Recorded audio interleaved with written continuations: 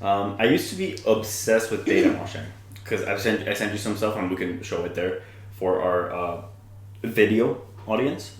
But data moshing is when you take the digital file of a video and then you like hack away at the data on it. So oftentimes, sorry, this is incredibly like a nerd speak, right? But when a video is encoded and it has like a scene, a shot, and then another shot, there are some interval frames in there to signify to the video player that it's a different shot, right? So it's like frame, frame, frame, interval frame, frame, frame, frame. And if you take away the ones in the middle, suddenly the shots get combined. So you get like all sorts of digital glitches. And yeah, like data moshing is another name for glitching. I see. And I did some, for whatever reason, one of the movies that we're going to talk about today, I knew her well, just gave me like some data moshing. I think just the visual of it, I was like, this would look cool if I fucked it up. Yeah. So yeah, that's what I sent you yesterday. Yeah, you did. When I was experimenting with it, I kind of want to use it in a film someday. To do data moshing is in it a would film. be. I could really see that working in your style. I could see it like in a Greg Araki film or something, or like It's like new wave, kind of cool. Yeah, very trippy, very like all over the place. Digital, still kind of like generation. Yeah, it's very fun. Very cool, I very much like it. But the movies that we're going to talk about today aren't really that. No. Neither of them are really that. So maybe we can get into that one. Yeah, actually. We can. So do you want to go first? Should I go first? I guess we can introduce the theme of today's episode. So I'm so excited about this episode. The theme is It Girls. The IT girls! The girls from Radio Shack! Exactly. The IT crowd. So we both... Oh, bro, if only. No, the It girls. The It Girls. The girls with the It factor. The It factor, the X factor. And we've both chosen vastly different films. Very different. Something that's quite different for us. I mean, you've chosen the very tasteful film, and I've chosen a very trashy film. Yeah. And I think it's going to be so funny. So yeah. Well, with that in mind, I actually want to go first, if you don't mind. Yeah, please do. So the movie that I brought is maybe my favorite movie of all time. It's definitely up there. Yeah, there's a lot of parts of it that I'm like, I not only do I enjoy thinking about it and watching it, but also part of me is like, I'm just happy that it exists at the same time as me. You know, like I'm very grateful to be able to witness it, right? It's a movie from 1945. I'll check it out. Yeah. But it's called I Knew Her Well. Io la conoscevo bene. Wow. Wow. I knew her well. 1965. Oops. Right, okay. Yeah. Directed by Antonio Pietrangeli, who, honestly, bro, I have not seen anything else. Yeah, I was surprised. Yeah, nothing else. When you told me about it, I was like, I don't recognize this man at all. Yeah. Don't know who he is. Sorry to this man. Sorry to this man. But, you know, he kind of popped off on this one. The movie tells the story of Adriana, I think is her name. Yeah. She's this young girl who lives in rural Italy, and she's, you know, well, not a young girl, she's a woman, but she's very charismatic, and everyone likes her, and she gets, like, men to do favors for her. One of the first things we see her do is she's sunbathing on the beach. She's got her, what it was? Bikini? Yeah, thank you. She's got her bikini undone, and she runs to this guy who's selling newspaper on the street, and she's like, Captain, do me up. Help me with my breasts. And he does, and it's like, you know, it's like a whole thing. She and we see her do this behavior throughout the whole movie, right? Because there is and there isn't an overarching plot to the movie. Things happen. It's like vignettes and different scenes, different things happen, but there isn't one central conflict other than her internal worries about what's going on in her life. So we see her struggle with different things, but there isn't like an antagonist, you know? There isn't like this big force that she has to defeat or anything. But anyway, we see her go into adulthood life and strike out on her own. She moves to Rome with the ambition of being an actor. That's what she really wants to do. She's like a dreamer in a way. La La Land, hello? Yeah. Her aunt used to live in Paris. Yeah, her aunt also used to live in Paris, it's true. And, you know, as she goes like along, meeting men specifically, she finds how the industry treats her and how they treat other women and stuff. And yeah, I'm kind of like skipping over a lot just because we can talk about specific scenes later. Like, for example, there's a scene with a writer that I definitely want to touch on later because he describes what the essence of an it girl is, right? But for now, we'll just say that she like becomes little by little disillusioned with what the industry expects of her and expects of women, and also what men in general expect from her. And she finds it harder and harder to live this like careless, free life that she just did so effortlessly at the beginning.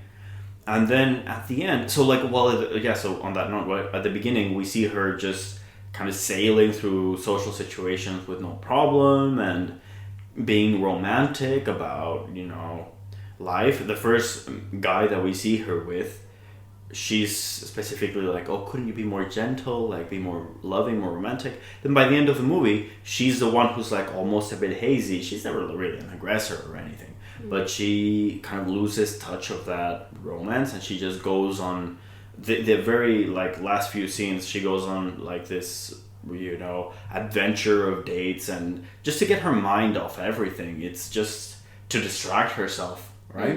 And then at the end, she jumps off her balcony. She kills herself. Yeah, it's rough. Yeah. And it comes out of nowhere. Well, not out of nowhere, but it's shocking when it happens. Tonally, it's very jarring. Yeah. And it just ends. Yeah. She jumps, boom. Yeah. Fin. And I will say, I do love the shot of when she actually does kill herself, because they shoot it in such an interesting way. Like, they have the camera kind of like mimicking her movements of jumping, and it goes down. And I wonder how they got that shot. Yeah, I was watching that and I was like... Because it's 1965 film, right? They didn't have fucking GoPros or anything like that. And they have the camera go from the balcony and then straight down with barely any shake. Yeah, it's so straight impressive. down. Yeah, it's crazy. I want to know how they did that shot. I was watching and I was like, oh my god, she's dead. And I was like...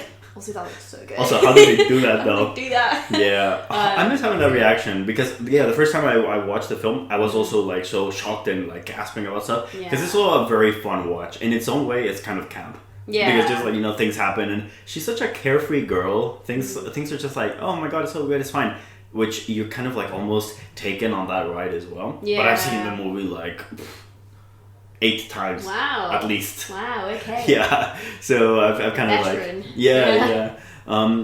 And so we see kind of like that kind of like transformation. How the industry takes these young girls who are charismatic in a way, talented in some ways, markets them to be more than what they are, and then chews them and spits them out when they don't have any use for them, or when they become less, you know, desirable or anything like that. And I think I ages ago I found this write-up that was describing how what she understands at the end of the movie is that if she can't put on this facade anymore, then the industry won't have any space for her, and she feels hopeless in that moment. Yeah. And it's rough, bro. Yeah. It's a tough time. It's really dark. Yeah. And I know that the guy, the director, Pietrangeli, was like, it's a comedy because the movie is very funny and a lot of like lighthearted things happen. I know we've only talked about would you like... describe it as a comedy? Yeah, I think it's very funny. I think a lot of funny things happen. Like at one point at the beginning of the movie, before she's like done the jump to become an actor, she works as a beauty... beautician. Yeah, beautician, yes. And she's doing this woman's hair and doing her nails, and she's talking, and then that's my timer. Oh. Yeah. She's talking to this woman, she's filing her nails, and then she gets distracted and starts filing her own nails in front of the woman, and the woman's like, hey. And she's like, oh, sorry. Yeah. Yeah. There's also a lot of other funny bits. like she's just so like innocent that a lot of like really dark stuff she'll just be like OMG lol. And I find that to be very funny. That's funny because I did not find it funny in any way. No, I just found it so chilling. Especially like as the movie goes on. But okay, here's a question, because I voice messaged you about this. Did you find any bits of the movie like romantic at all? No? Not even the scene with the boxer? No. So for context, we see her relate to different men, and sometimes they treat her alright-ish, and sometimes they treat her horrible. Like there's this guy who she's like, oh my god, he's like kind of cool, he's like kind of, like kind of interesting, and they have sex, and then after he's like, so there's this girl I really like, can you like call her on the phone so that their parents don't become suspicious that a boy is calling, and when she picks up, pass her to me, and she's like, oh yeah, okay, rough, yeah. But anyway, this boxer guy, right? She goes to this pageant where they're like, she's modeling stuff because it's like a local boxing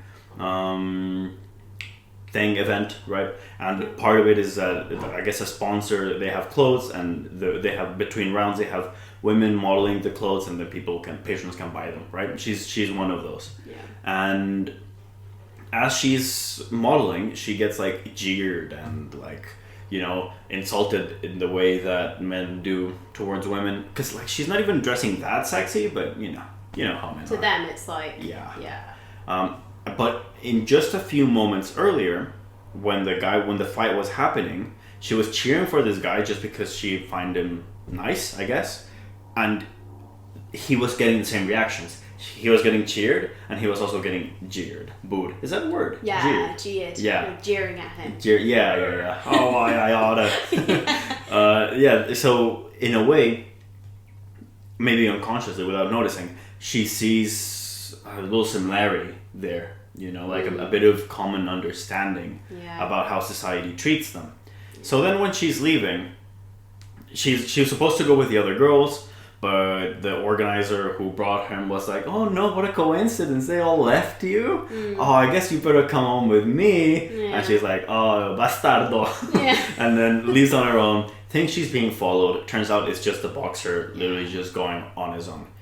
But so when the two, at first she's like creeped out, but then she sees that it's just him. And they actually get to talk, and it's like probably the one time in the entire film where this guy who does think that she's pretty is completely treating her on her own terms, at face value, just being like, oh, so you want to talk? Yeah, sure, let's chat about whatever.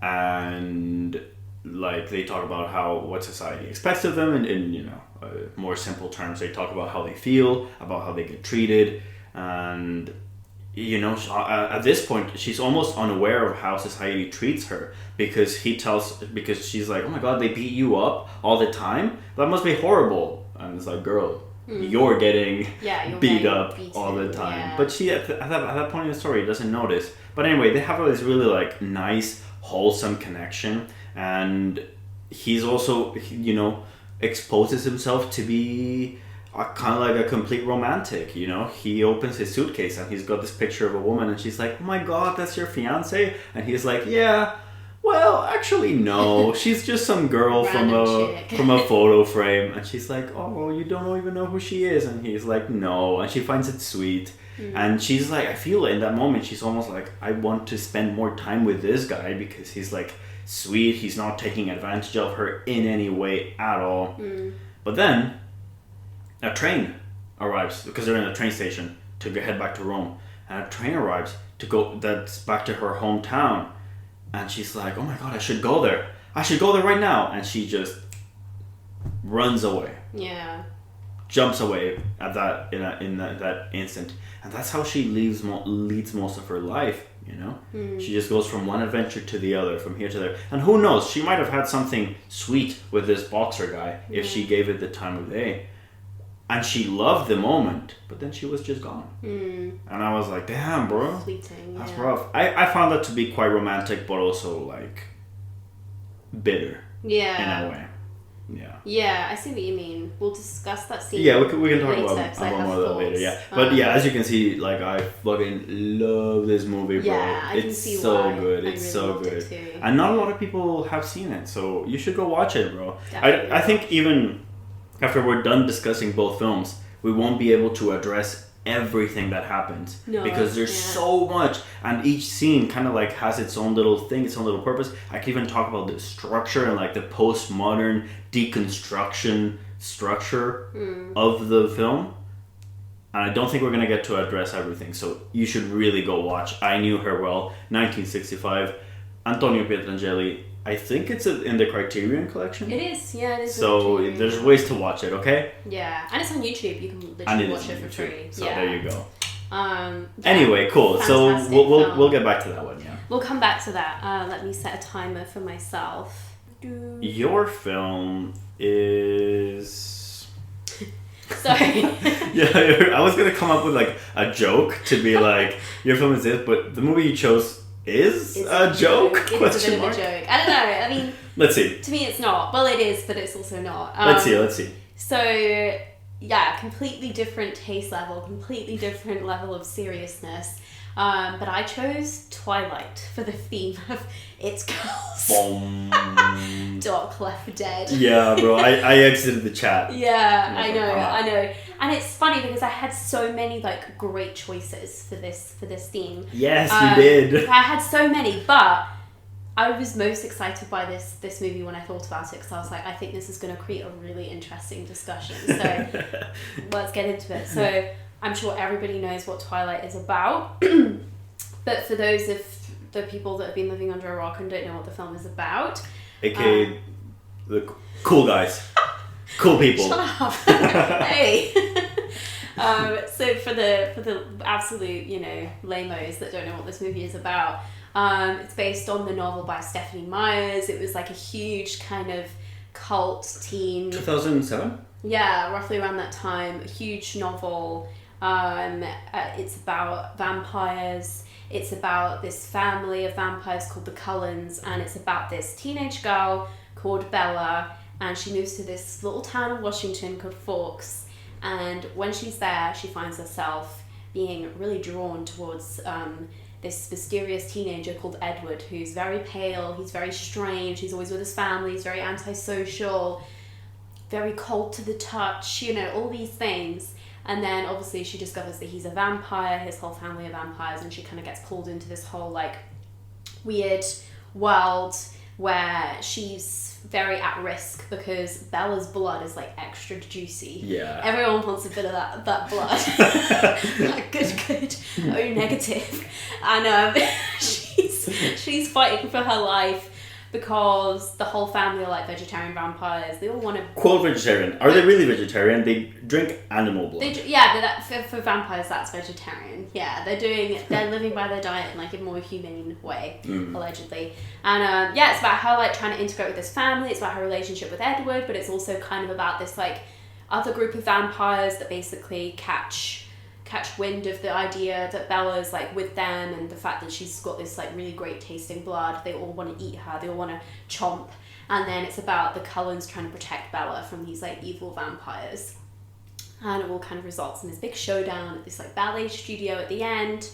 She gets all torn up, she breaks her leg, she gets bit in the wrist. She gets by bitten, one of the and then evil Edward vampires. has to like suck her blood to take out the poison. He doesn't know if he's going to be able to control himself and not kill her, but he manages to get it under control. And then she's fine. They go to prom and everything's all like happy days. And she's like, I want to be a vampire right now. Yeah, she's very emo about it. Yeah, she's like very, very in love with Edward. It's very strange because they meet and then just suddenly they're completely in love. There's no real like exploration of the deepening of their connection or any kind of emotional intimacy. It's just like depth. No depth. It's just like, oh, they have a bit of a weird flirtation, but it's also kind of like a bit of like they kind of like don't like each other, or like she thinks he doesn't like her, and then like he tells her his secret, and then suddenly they're in love. It's such an intense, all-consuming love that she's like, I must be a vampire.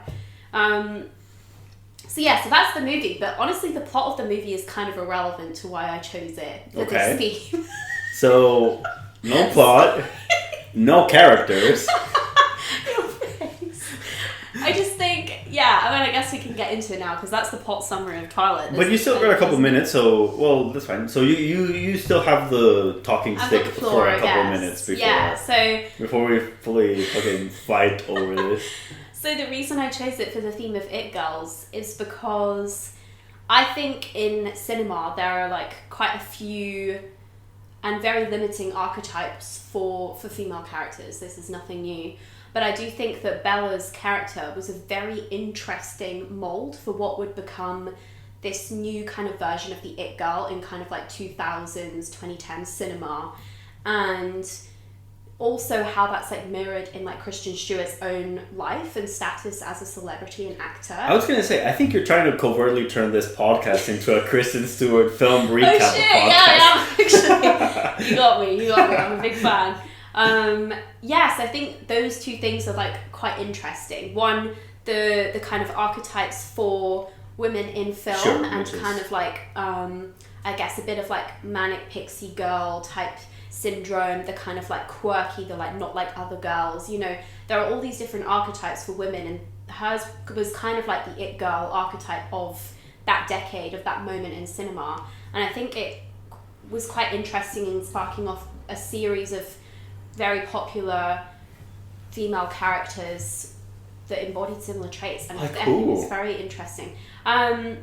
Maybe we could talk about like Hunger Games. You could talk about like Gilmore Girls. You know, there's lots of teen media. Is Gilmore Girls also about the three old women? No, you have Golden Girls. Oh, bless you. No idea. Yeah, no, Gilmore Girls is a completely different thing, but also very similar in like the way the characters are defined by having traits that are sets them apart from other women. It's like, I am different and I am likable and I am not desirable like the other girls. because I'm not like the other girls. I exactly. see. Yeah. I think that Bella in Twilight kind of became one of the classic, the titular, not like other girls, that kind of spawned off this whole other decade of like the way that we define women in cinema, and especially like teen kind of media. And I think that's really interesting, and also the relationship between that and also Kristen Stewart's own image as like a celebrity, as a person in the public eye, but also as an archetype that we see in I Knew Her Well, because in many ways I think those two characters are very similar. I think I really do. Tell me. Okay, so it very much is. So if we're talking about I Knew Her Well, at the beginning it's kind of painted, she's like head in the clouds, she's so like whimsical and like all the boys like her, but she's not really that interested, or she kind of uses them for her own like personal gain, or so she thinks that she's in control of like how she's perceived by them, or how she uses her oppression to her benefit. It's kind of like, ask not what the patriarchy is doing to you, but what the patriarchy can do for you. You know, that's kind of how she's approaching it. She's like, okay, they're all objectifying me and they view me as a piece of meat, but why don't I use this for my benefit, you know? I don't think she does it knowingly. No, but not I knowingly, agree. but for that time, it's quite like, she's trying to, for better word, kind of trying to girl boss the patriarchy in her own way. She's like, how can I use this for myself? And she's very much kind of set apart from everyone else in the film, and she's quite isolated as a character through the fact that she is beautiful and she's seen as desirable, and she has all these qualities that would make her do well in a business like Hollywood. But through having all of these qualities, she's only isolated in how she's viewed by people and kind of objectified, and her image is used against her. She's kind of, by going into Hollywood, she's almost like signing a contract that's saying like, your image will be destroyed and we will control it, and like you might be viewed, it might have been viewed in a certain way before, but now that you're going into this industry, like that's all going to be used against you. She's kind of turned into a bit of a mockery. Well, she's turned into a mockery. She very much at one is point, turned into a laughing stock. At the beginning, they literally tell her like, you should take nude pictures, like it's gonna be very good for you. And she's like, I don't know. And they're like, bro, you should. I don't know if she actually does. We never see, but we do definitely see it's like a casting director and her agent, both of them like pressuring her to do it. Yeah, and then later, sorry. Oh yeah, and they tell her that she should also go into sex work as well. She gets this like big break, this like big gig that's going to be, she's like starring in this like advert and it's playing in cinemas and stuff. And like it's like an advert for her career. It's like being like introducing the next rising star, and she's very excited about it. And then the advert plays in cinemas, and they've completely like manipulated and twisted everything that was shot out of context. Yeah, they change the questions that they ask her so that they make a fool of her. They make a fool out of her, They make her like into this like bit of a blithering idiot. Like she's just kind of like talking with no real intention behind what she's saying. She's lying there on the bed, and when they were asking, they were like, so why are you in Rome? Like, what would you like to achieve? And she's like, I'm here to work. I want to be an actor. Why do you want to be an actor? Because I want to work. And then in the footage that they show is like, so why are you here? And she's in bed and she's like, I'm here to work. And it's like, oh, okay. They basically make her look like she's just, in the terms that they would use, like she's like a woman of the streets. And they're like, oh, look at this like young like farm girl, like with these all crazy dreams of becoming a movie star, but we all know what she's actually going to be. Like, you'll soon see her like walking the streets. They kind of make all these jokes like, oh, she thinks she's going to be a movie star, but she's actually just going to be a sex worker. Like, that's kind of how they talk about it. And for however horrible that is, it's the scene in the movie is basically a YouTube poop. What? You know what that is? You don't know what that is? YouTube poop? Yeah. What the hell? So you can Google it later. I'll show you later. I'm gonna Google that. But yeah. People take scenes from movies and edit them into being complete nonsense. Yeah. Like complete memery. Oh, I think I know what you're talking about, but I didn't know that it's that's what that's called. It's abbreviated to YTP. Right. Okay. Interesting. And they speed the footage down. They cut certain words out of lines so that they so the line turns into something completely ridiculous. Yeah. And this is a YouTube poop from 1965, yeah, bro. Yeah. It's crazy cool. It's very meme. Yeah, it's a meme. They make material. A meme in that time. It's awesome. But anyway, the moment quite dark. Yeah. Okay, I see that. They turn her into a laughing stock and just completely manipulate her image into becoming something that she didn't consent to, and where she thought that she was in control and where she thought that she had power, she realizes that she's completely powerless. Yeah. And that's kind of the journey of that whole film. It's her going from thinking that she's in control of her life. She goes from being a subject to being an object to these people. Yeah. And she goes from having her image being used against her and completely obliterated. And I mean, the title of the movie itself, like it says like, I knew her well. And I don't think this is written, that's written, that the title is told from the perspective of anyone who actually knew her.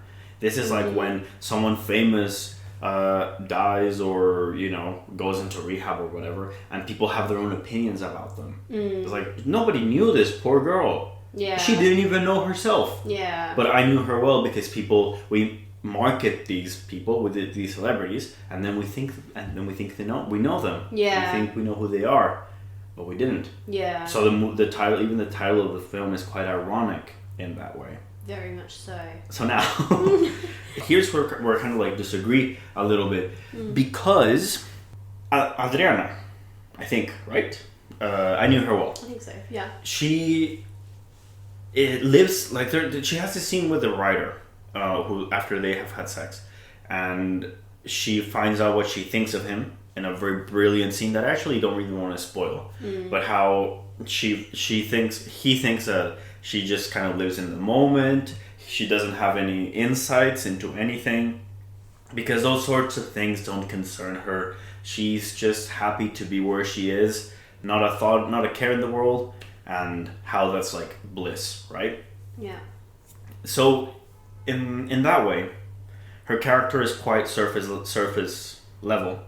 But with the scene with the boxer, for example, we see the interesting and conflicting dynamics that can happen when someone is that way. They're getting along just fine, but then she has a whim to go back to her hometown, and because of that, this potential romance with this guy is completely just tossed aside, right? So even though she's kind of like a flat character up until the end of the movie, there's a lot of interesting and like dynamic changes around her. I think Bella is not a character. I remember watching a interview of Miss Kristen Stewart, Miss Christie, and she was saying how she thought that Bella was like not a girl, how she was just like an idea. So I was thinking with a smile, I think of all the cast, she's the one who remembers Twilight the most fondly, and I'm like, good for her. Out of the three, because it was Team Edward, Team Jacob, and then Bella. I think she's the one who remembers it most fondly, and I'm like, good for you. Interesting. Good for you, bestie. Yeah. But she was talking about how, in her mind, Bella was not a real person. There was nothing to her. In her own words, she was just a girl. Because there's nothing to her. So while I agree with what you said about kind of like how it's this kind of like trend that we saw emerge, I think in terms of a character, she's got nothing to her, which is part of the reason why the movie works for the people for whom it works. Yeah. Right? I also think the movie's very Mormon coded, but I'll get back to that in a second. Yeah. But the reason why I found it so hard, because I was not interested in Twilight when I was growing up, but I also didn't hate it. I was just like not engaging with it. Yeah. And then this time I was like, okay, Emily chose this movie.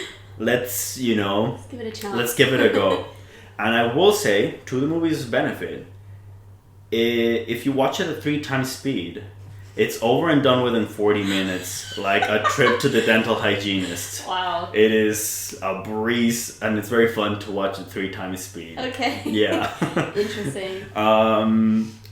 So yeah, I had to watch at that point because I was becoming so frustrated that I didn't find anything interesting about anyone. Interesting. Like, the whole classroom, like when she arrives, is obsessed with her, but it's mostly because she's new. And then that is sustained because these like standoffish people are suddenly interested in her. So by proxy, she becomes cool. But there isn't a single interesting thing about Bella. She's not good at sports. She's not good at talking to people. She's not funny. She doesn't dress in an interesting sort of way. There's like literally nothing noteworthy about her. And that's, I think, by design, right? Interesting. And then with Edward, he is very like, he keeps to himself. He doesn't talk to people. We know that, benefit of hindsight, right? We know that he's a vampire and that he's got the secret and stuff. But we also don't really know, like, if he's a vampire, then why is he in high school? They have this in his house, this like collage of all of his graduation caps. Yeah. So we know that for some reason he enjoys it, but we never really get like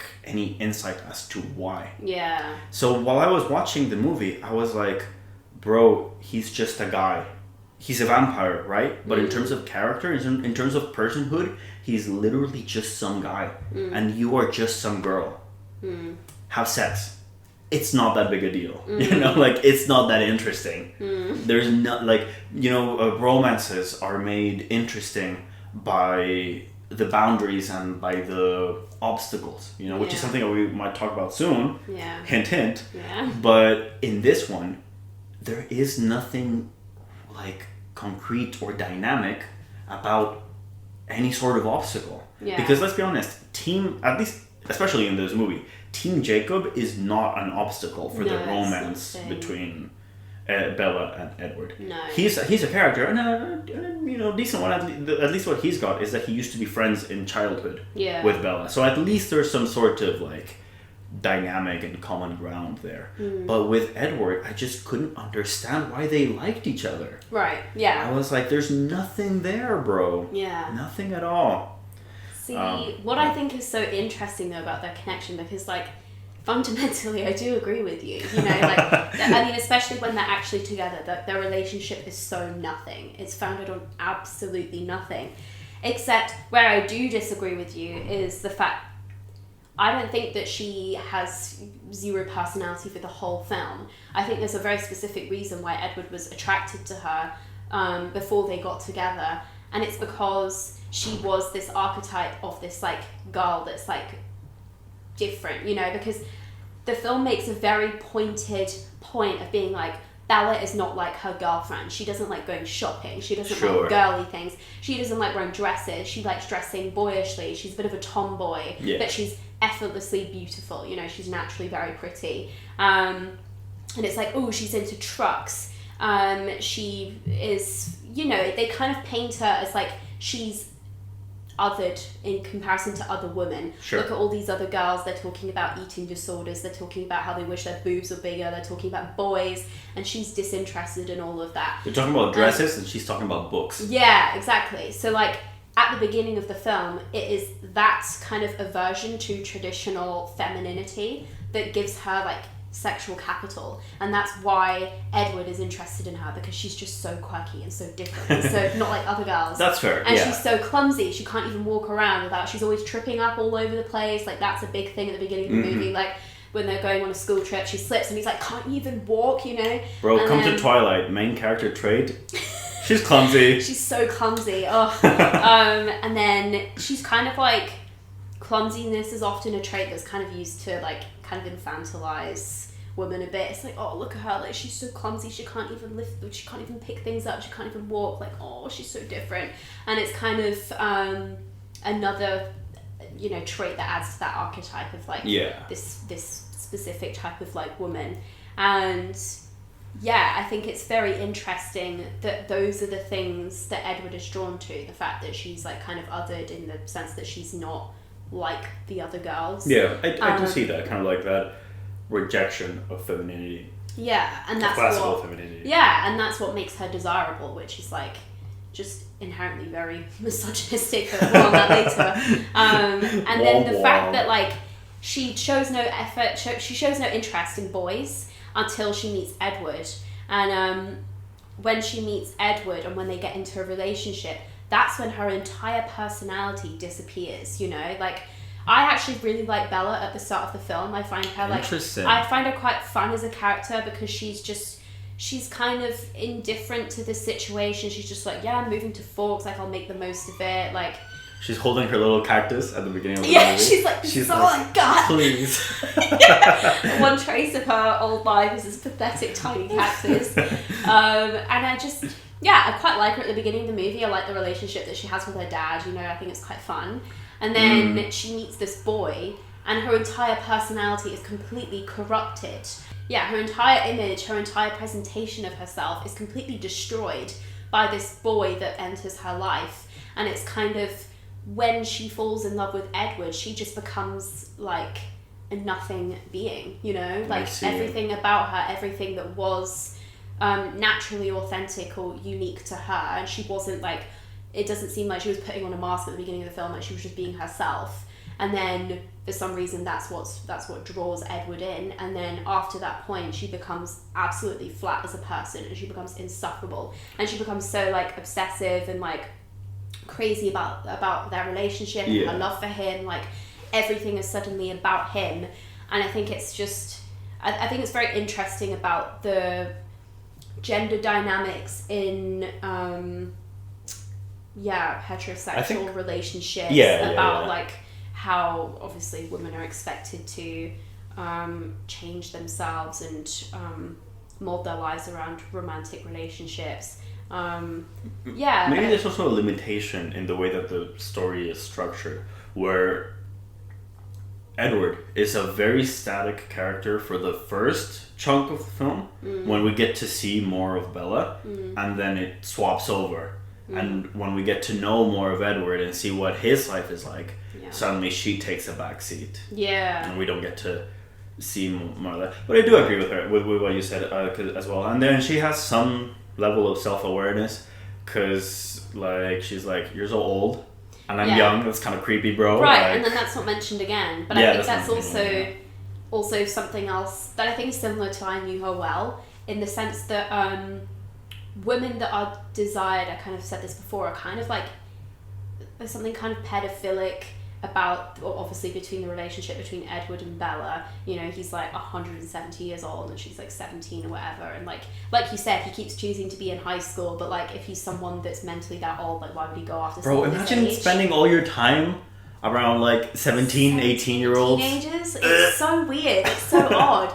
But like, he likes her for those, you know, that quality, that youthfulness, I guess, but also that clumsiness, which again is also quite like that to me is just slightly pedophilic of like, oh, she can't even like get by on her own. She can't even walk on her own. Like bless her, you know, she's so precious, such a little baby. And there's something as well about the way that Adriana is treated by the men in the industry as well. It's like it's the thing of like the whore Madonna complex. It's like they want her to be the whore, but they also want her to be the Madonna. And it's the same with Edward and Bella. He's like, I worship you so much that like having sex would be like to tarnish you. That's how he views it. But also by the end of the series, like obviously they're having sex and they're boning and they're like making this babies. whole crazy thing. But you're right. There's a scene with a detective in I Knew Her Well, where she says something, whatever, and the detective goes like, you know what? I wish I were your dad right now.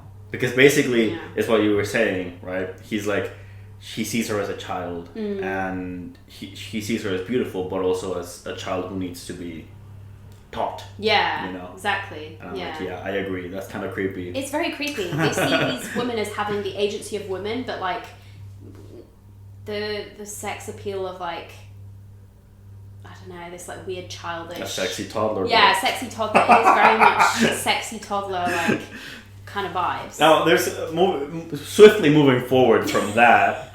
There's some interesting stuff that doing research about Twilight. I found kind of like connections to the Book of Mormon. Yeah. And just the general Mormon church in general. You probably already know this, but Stephanie Meyer is a Mormon. Is she? Yeah, bro. What? Yeah. I didn't know that she was a Mormon. Very much so. There's God. the books are, and the movies by extension a little bit, are heavily Mormon coded. Wow. Some things I'll say that I remember from my research. Interesting. Carlisle, who is Carlisle. Carlisle blood. Also, sorry, hottest character from the whole series. Like, well, every time he shows up in that sexy little scarf, I'm like, ooh. let me show you a picture because Carlisle looks a lot like, I think, Joseph Smith, who is the founder of the Mormon Church. Really? Yeah. Wow. We'll have to put that in editing. Uncanny, yeah. So people saying like that's not entirely by accident. Interesting. There's also this is from a YouTube channel which we'll put in editing later or put it in the links because it was a huge source for me to do research on this. Because even though I hated the movie, I was still trying to make sense of it. Yeah, right? I mean, to be clear, I do understand why you hate this movie. Like, if I watched this now for the first time, I would hate it. But obviously, nostalgia, it warps your opinion. But actually, I'll get back to my point in a second, but that's the exact reason why I never give scores on my movies. Because I would genuinely rate this movie half a star. Yeah. I'd be like, it's motion, it's video and audio, and it's in sync. Yeah. You know? You synced it well. Like, there are scenes. Things are happening. Everything's blue. Yeah. But I know that this movie is very important to a lot of people, right? Yeah. And I know that these movies are like a comfort food for a lot of people. So who am I? But that's why it's interesting. Tell them the fact that it's half a story. Right, but like have a star. Yeah, but the fact that it's important to people is so interesting because obviously anything that is this important to people, it has a huge cultural impact. And I think this is a kind of side note, but like I had an old friend and she had lesbian parents and her parents would not let her read or touch Twilight until she'd written like a 20-page essay on why it was wrong for the, in terms of like representation for women and all this kind of stuff. And obviously that's like very intense, but I think there are so many people that will have watched this, and I think just the idea of what Bella represents and how she just uproots her entire life for this man and Edward, and especially now that you mentioned the kind of like weird kind of Judeo which there's more. I'll get back to that in a second. It's very unsettling. I think I told you I went to a Twilight themed party one time. It was a costume party, and I had not seen the movies by this point. Did you dress up? Yeah. Who did you dress up as? At the time, I was blonde. So you dressed as Carla? No, but I should have. I dressed up as James. A scarf. Oh, James. The bad guy in this movie who... I actually disagree with you that I don't think he in particular thinks that Bella's blood is so juicy. I think that he wants to eat her, drink her blood, because Edward loves her. Oh, because she means so much to him, he wants to destroy. And he wants to... It's like a power play between I know that's to use her as a chip. But whatever. Yeah. Anyway, Yeah, why did I just as him, bro? If only I knew. Lame. I was told. Yeah. I was like, at the time I was like quite buff and I was blonde and they were like, go as him. And I was like, okay. Yeah. Anyway. Yeah, going back to Stephanie Meyer being a Mormon and stuff. Yeah, wow. Did not know. I found other like things happening, especially when it relates to the action of desire. How long have we been recording? Oh, we're still on time. Okay. Sorry. For example, I again, this is from not my own perspective. This is an ex-Mormon's account of the story. Kind of like Bella's reluctance to engage with other people. You know, she's always like daydreaming. She's like blanking people. She has no interest in the boys of her like cohort. No. But it's also to the point where like this is apparently a very Mormon thing. She doesn't say no to them. So there's this guy who was like, oh my god, go to prom with me. And she's like, how about you ask her instead? Yeah. Or I'm gonna be out of town. Yeah. So like apparently in Mormonism, I found this super interesting. It's kind of frowned upon to say no to a guy because he's done the hard part of being brave and asking you out. Yeah. So the least that you could do is, I guess, let him down easy. Feelings. Yeah. Which is apparently like a huge thing. There's like pamphlets for when they go to proms and they go to dances on like general like social rules, social faux pas not to do. Wow. And apparently saying just straight up no to a guy is like one of the big things that you shouldn't do. Insane. And Bella does this all the time. Yeah, she's very just easily led and kind of manipulated and very polite and which is nice in some aspects, but then in some others it's like dangerous. It's very dangerous. Yeah. Yes. One thing that really sticks to mind is that scene where like he first tells her that he's a vampire and like they're in the forest and he like grabs her arm and he's like pulling her through the forest just like by holding her arm, and I was like, ew. Yeah. Literally treats her like a dog. He treats her like a child. Yeah. But he's like obviously, you know, poor Madonna. It's like sexy child. He's like, I want to fuck you, but also he's got that like attitude that like, then you'll be tarnished, then you'll be ruined, and you've got to preserve, you know, your like innocence and. Very funny scene to watch at 3 times speed. I can imagine. They're just through the forest. Yeah. Also, when he's climbing the trees. Hold on, spider monkey. Yeah. Wild. I think you should watch some scenes at 3 times speed, just for fun. Yeah, the whole movie lasts 45 minutes if you do this. Blissful. Anyway, other parts that I found. This is not what she said. This YouTuber that I found, but more so my own understanding of things. I found it very interesting that when they're kind of like in the forest, when they're kind of flirting with each other, he's like, I want to kiss you so bad, and she's like daring him not to. She's like, I know that you can control it. It's like she's almost, the tempting thing is that she's daring him to be chaste. Yeah, she's egging on. Yeah. It's like, I know you can do it. I know you can control yourself, big boy. You know. And he's like, oh, he's so tormented. Yeah. And then later, when they do have their first kiss, which I don't know if it's their first kiss, but it's their first kiss on camera, so that's what we're gonna treat. She wakes up from having a nightmare or something, and he's watching her. Something he does all the time. Delightful. Yeah. Honestly. And she sits up, and he approaches the bed, and he says something along the lines of like, "Stay there," or like, Still. "Don't move," something like that, and then he kisses her. So basically, what he's saying, in other words, is, let it happen, right? Yeah. So we're gonna do something that's wrong here, but I'm taking all of the responsibility. Yeah, he's taking away her agency. It's not an act between two people. It's something that he's doing to her, and she's got to be passive. And but that allows her to enjoy it. Yeah, because it's illicit. And it's like, oh, I didn't want to kiss him, but he made me. Happened. Oh my god, yeah. You know, so in that sense, I was like, oh, that's coded in a way to alleviate the shame and the guilt of sexual desire. Yeah. Because in this movie, vampirism is code for sexual desire. You know, it's like this giving into the flesh, giving into the literal hunger, right?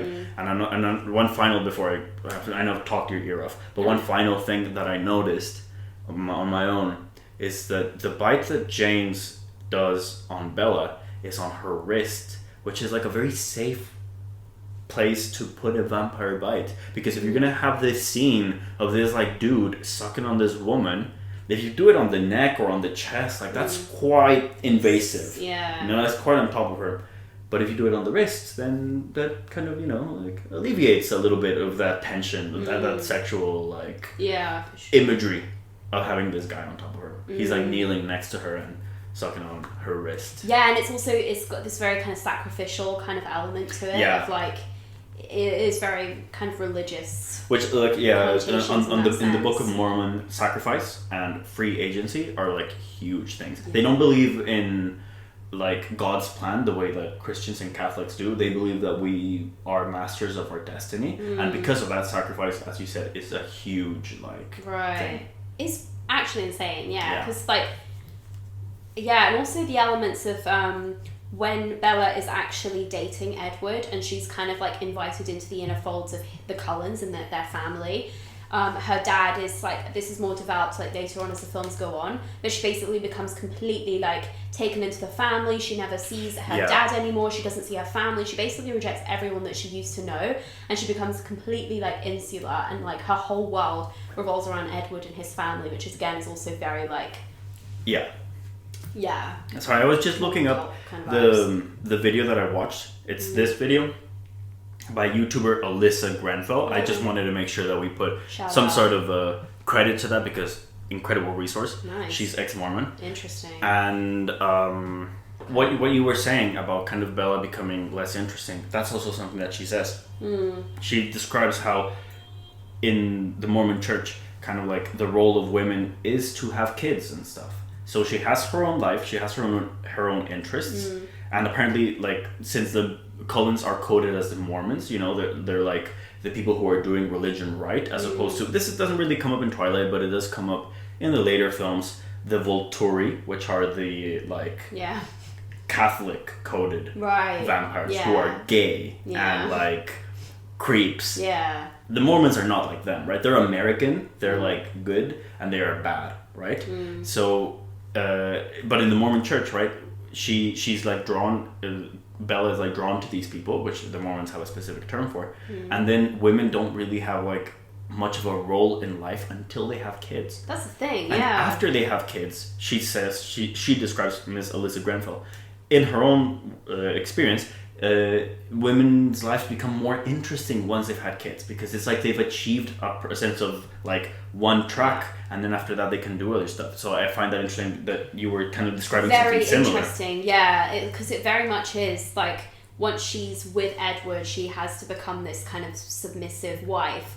But then after they have a child together, this is like way in the end. This of is the like movies. 3 films. Yeah, like the final film, like that, right towards the end. Like the film is like it's like the Antichrist, but it's like this like savior. It's like this really important thing that the child is born a vampire, because obviously you can't be born a vampire, you have That's to be turned. true, actually. So the fact that this child, and then everything about Bella's purpose becomes focused on protecting this child, because it is like the savior. It's like this child is like defied all odds by being born, and it's like also this really weird, crazy, fucking ratchet looking child where it's like got like huge eyes and like long eyelashes and these like ringlets, you know. It's like very much like this weird kind of like ideal of like what this like perfect, you know, feminine, beautiful child would look like, and everyone wants this child. It's also like very like it's very strange, and also Jacob imprints on the baby. Yeah, like it's weird. So odd.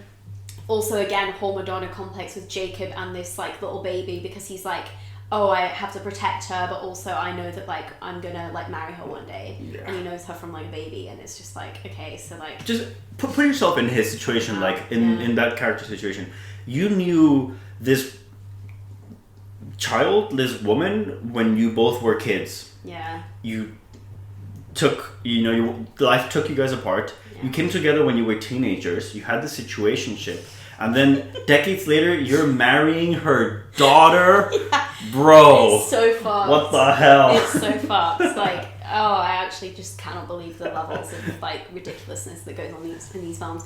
But like, it is just so, it is very insidious. There's one more thing I want to mention about Mormonhood, which is different in the book, and in the books and in the movies. People of color. according to Stephanie Meyer, well, I thought that Sam Taylor Johnson directed this film. Oh. I was mistaken. Yeah. She directed 50 Shades of Grey, which is a Twilight fanfiction. Yeah. But no, the director of this movie wanted to bring in more people of color to play different characters. Cool. And Stephanie Meyer was very reluctant. Really? To that. Yeah. In the end, they have a single black. A single black. And he's actually like not, he's one of the bad ones, but he's like the least bad one. He's the one that crashes the car, yeah. Yeah, and he's the one who tells the Cullens like, yo, James is after Bella, be careful. Like he tells them, oh yeah, there's two, but he tells on his own in people in service of the Cullen, right? Yeah. But anyway, there's just like not a lot of people of color. But the reason that Stephanie Meyer said that there shouldn't be any is because in her version of vampirism, all of the color of your skin got like taken away when you become a vampire, right? Vampires whitewash people. And it's this way of seeing vampirism as this like perfected form of being, you know? And it's like this thing that will take your color away from you. And that's a good thing. Wow. Rough. Wow, Rough. That's insane. Yeah. That's actually insane. Yeah. What a crazy lady. I mean, yeah. Jesus. I think in a way it's cool because she, in an interview, she said that she didn't really like plan for Twilight, that she just wrote what came to her mind. Wow. So in a way it's like almost watching fan fiction on screen. Inspect her mind. Yeah. Lock her up. And it's like and in a way it's cool that, you know, we get this like insight into a Mormon perspective, because like even though I've been talking about this and that, it's fine, you know, people are free to choose whatever they want to believe in, and that's fine. But it's interesting that we get to see like this window into that worldview. Very interesting. And it's also interesting that it's, you know, because of, I think in particular because of the Mormon and religious overtones of it, it makes the story very palatable for teenagers. Right, exactly. You know? And it's palatable for people that are very impressionable, and it's slowly brainwashing. I mean, obviously so many of the like most oppressive patriarchal values come from religion, and specifically Christianity. And the fact that this is like being drip fed into a very popular kind of cult kind of teen movie is so insidious to me. That like this is something that's aspirational to, or was aspirational to people at the time of watching it. The summer event of this year, bro, fucking Christianity. Right, literally, yeah. And it's just like how are we gonna manipulate people and brainwash people into thinking that this is aspirational? But anyway, to kind of like bring it back to what you said about It Girls, I do think it's interesting, and I do see your point. You know, I think in a way it's like opposite approaches to being an It Girl, kind of like to build off of something that you said. Adriana, and I knew her well, is very much embodying that femininity. She's like hyper femme. And she like also struggles with her own feelings. Sorry, this is not just sort of relevant, but it's a moment of the film that I'm like, oh, she feels sad about how her situation is, but she can't bring herself to cry, so she drips mascara onto her face so that she's like crying. So she's like simulating her own feelings. Yeah, bro. She can't even. Brilliant. She's so oppressed that she can't even be honest about her own feelings and how she actually feels. And like they're both cautionary tales, but in very different ways. But both about certain archetypes of femininity and how conforming or not conforming have oppressed and destroyed their images, and it's being used against them, you know. But to go back to what you were saying, we get a perspective of a 1965 It Girl who is a girl who's very much adopting girlhood, you know, very much like playing by those rules and being attractive in that way, and that's what brings people to her. Whereas we get to 2007, 2010-ish It Girl who's like more dispassionate and a bit rejecting of certain rules. Not all of them. Like she still wants monogamy, she still wants a marriage, she still wants a baby. But in other terms, she is just presenting as is like a bit of a rejection of femininity and kind of like an evolution of it in a way, which I do think is kind of like quite interesting. Yeah, very interesting. and both with similar. It's funny how Adriana's kind of illusion of freedom and control and agency is popped and destroyed by the end of the film, because obviously she kills herself. But with Bella, she's kind of forever living in that bubble, and she's kind of thinking that she has freedom, while being manipulated into this entire life that she never actually wanted. Well, because she doesn't see herself as a victim. She is, but by the end of the story, she becomes the alpha. Yeah, she becomes a vampire, and she's more ruthless and faster and stronger and more deadly than what's his name? Edward. Yeah.